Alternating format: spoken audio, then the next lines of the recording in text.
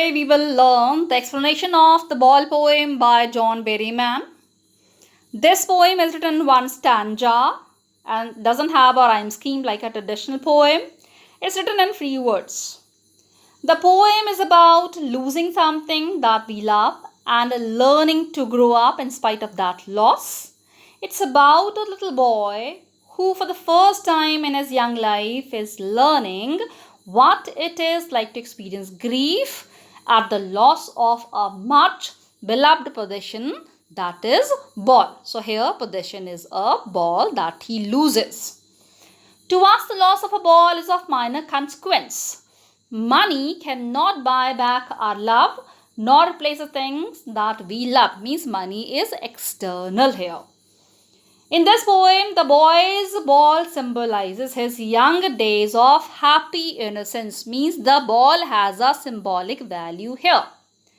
In this world, people will take balls just as they take away our innocence and force us to grow up. Means when we grow up, the innocence is taken away by people. And once we lose this innocence, we can never get it back.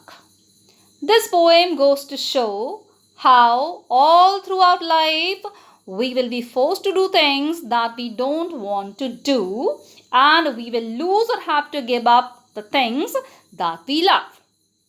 We have to learn to accept and let go and not cling onto something that you can never love. So let's start with the explanation of the poem here. What is a boy now who has lost his ball? What is he to do? I saw it go. Merrily bouncing down the street and then merrily over. There it is in the water. No use to say, oh, there are other balls. So here, poet Berryman explains the plight of a little boy who has just lost his ball, which had been his companion for a long time. What is he to do? The poet says, what will he do now? Because he is unable to get it back. I saw it go. I saw it go. This is personification. Merrily bouncing down the street and then merrily over there, it is in the water. Poet says that the ball happily, merrily means happily, slipped from the hands of the boy. Down the street it went and then it fell into the water. No use to say. Here the poet could have told him that he can buy another ball, but he did not offer him anything. He did not console him because the boy had to experience everything with his own experience.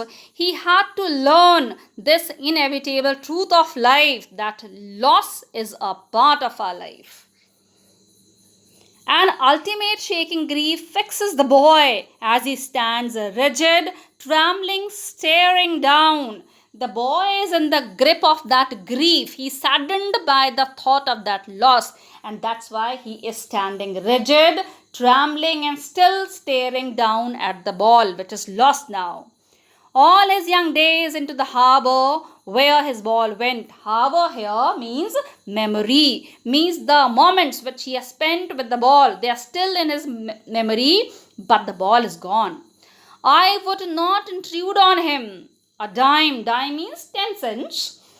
Another ball is worthless. The poet did not offer him or suggested him that he can buy another ball. Now he senses first responsibility. Why didn't the poet console him? Because he believes that the boy needs to understand about his responsibility, as the loss is immaterial, as he can purchase another ball also. He explains that the world is full of possessions and money is external item. What is significant is what goes on in the inner world when one loses something. In a world of possessions, people will take balls. Balls will be lost always. So here, in the world of possession means all the possessions that people like to collect in the world and cling to.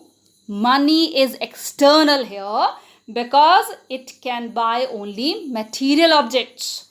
It cannot compensate for the emotional loss that one goes through. And no one buys a ball back. This is alliteration. Buys a ball back. Money is external, means emotions cannot be bought with the help of money. He is learning well behind his desperate eyes the epistemology of loss, how to stand up, knowing what every man must one day know, and most know many days how to stand up. So here the poet says that the boy is learning to cope up with the loss of the ball, and this he has to learn himself. The epistemology of loss. Epistemology here means understanding the nature of loss, means what type of loss is there in life. He is experiencing grief and learning to grow up in the world of possessions. He learns that there are so many things in life that are to be lost and cannot be brought back.